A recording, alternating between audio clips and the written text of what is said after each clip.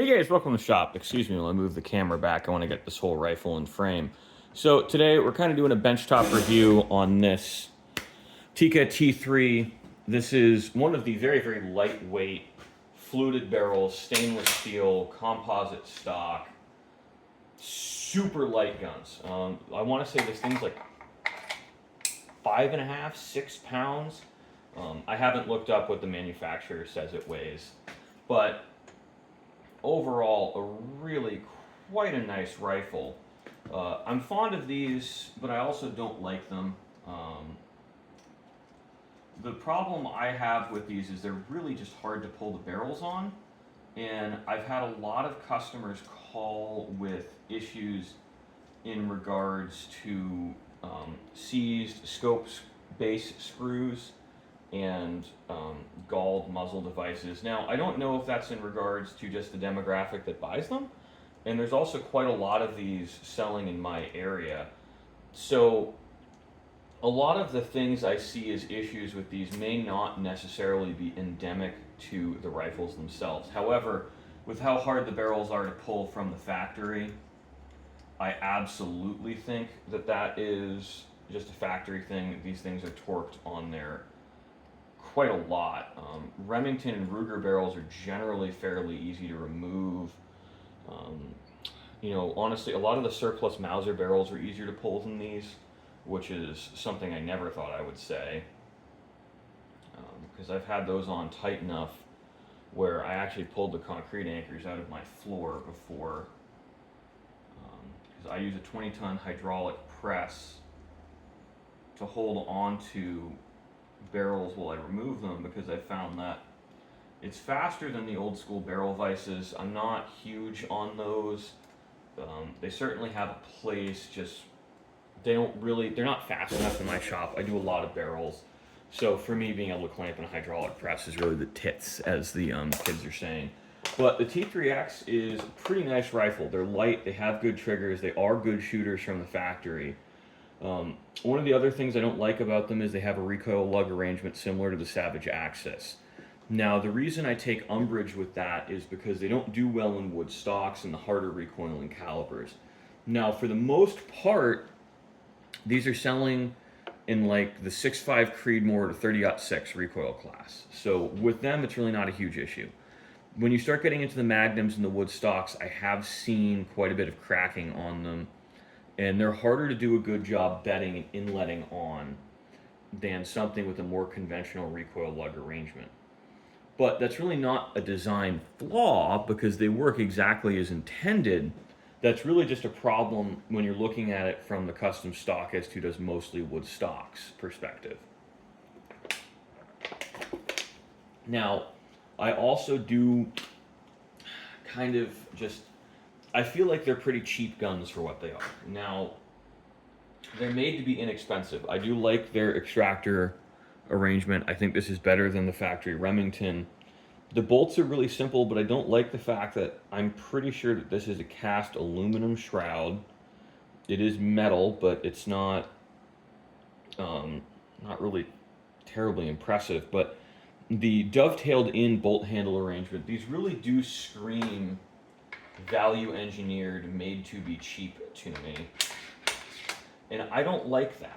I don't like things that are made to be inexpensive, but I understand it, because being made in Europe and coming from a country with very high cost of labor, you kind of have to, I wouldn't say cut corners, but value engineer where you can.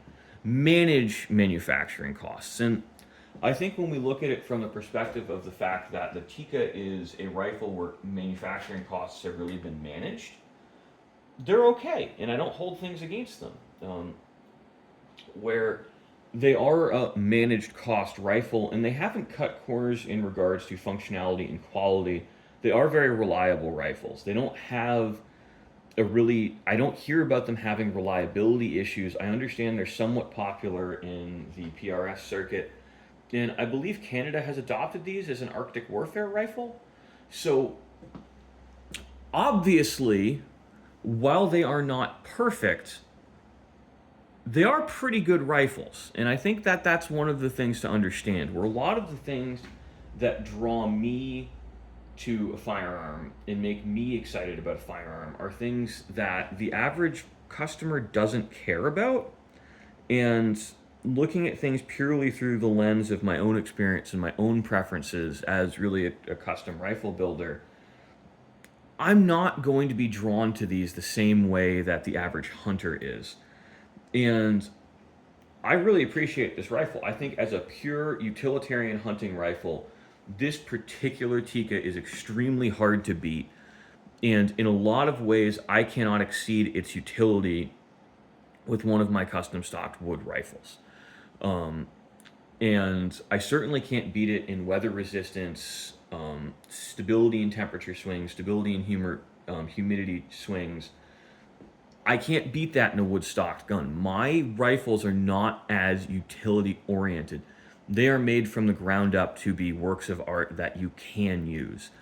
And this is something that is meant to be used, it's meant to be enjoyed, it's meant to be, I wouldn't say abused, but utilized. It's meant to be, it's meant to fulfill a role, and its role is different than the rifles that I build. Now, I enjoy building somewhat plainer rifles in a lot of ways more than I enjoy building the highly, highly complex ones. And I think at some point on the channel, I'd like to do a video on my own personal rifle I built for my preferences and my experience hunting in New England. And it's really optimized for hunting the way I hunt in my areas, knowing that I will not have more than a 75-yard shot, because that is where I hunt. The 75-yard shot is very, very difficult to get in the woods where I hunt, because that's where I have found the deer in my area. And I think that this rifle, actually just with a different scope on it, would fulfill that role extraordinarily well, and arguably better than the rifle I built for myself, but it will not do it with the same panache. It won't do it with that same charm. And I think talking about it and saying it out loud, that's exactly what doesn't appeal to me with the Tikkas, is that they really are just utilitarian rifles to fill a role. They're high quality, they're accurate, they're robust, but everything's been done in such a way to maximize the utility of high labor costs and high quality control standards by manufacturing them in the simplest way possible. And I think that's where I appreciate them. And the buyer for this rifle is actually a friend of mine for a Machinist. And he isn't, sorry, I should say he's not for a Machinist. He is a Machinist, and he's an excellent one at that. And I think that's why the Tikka resonated with him so much, is because he looks at this from the perspective of a manufacturer, not a bespoke gunsmith.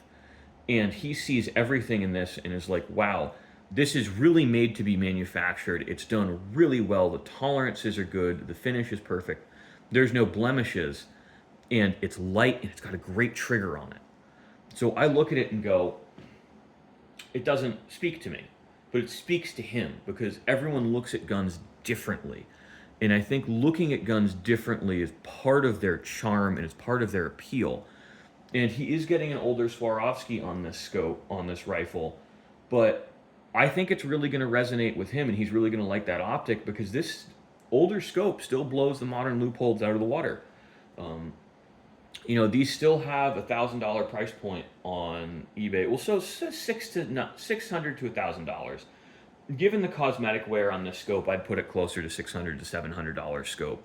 But, you know, I still think he's going to like it. I really do think it's going to resonate with him, and he's going to go, I like this gun, and he's going to like shooting it.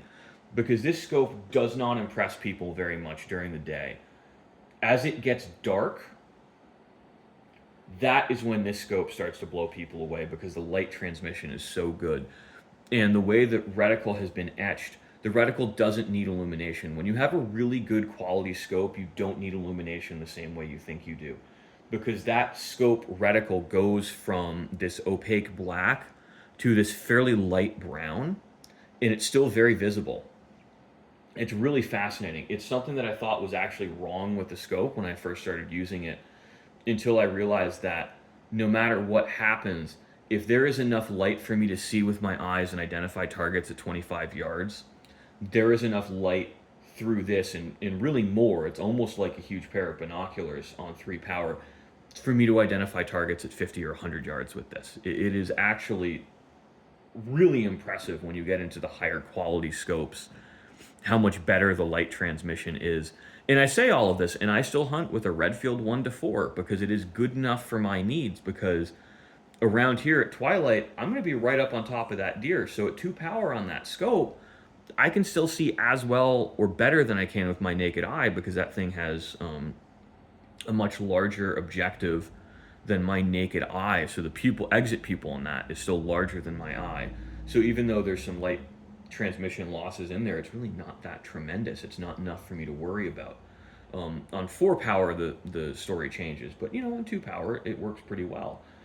And I like that particular scope because of how light it is, and it really complements how light the rifle I built is, and it really makes that rifle shine and lean in on what really maximizes the power of that rifle or utility of that rifle in the way that I had envisioned it. So thanks for watching, guys. I really hope you enjoyed. Hopefully we didn't get too esoteric. We really did stray away from a really just a pure benchtop review, but I think it's fun, and it's nice to look at these rifles and think about them for more than just the fact that they're guns.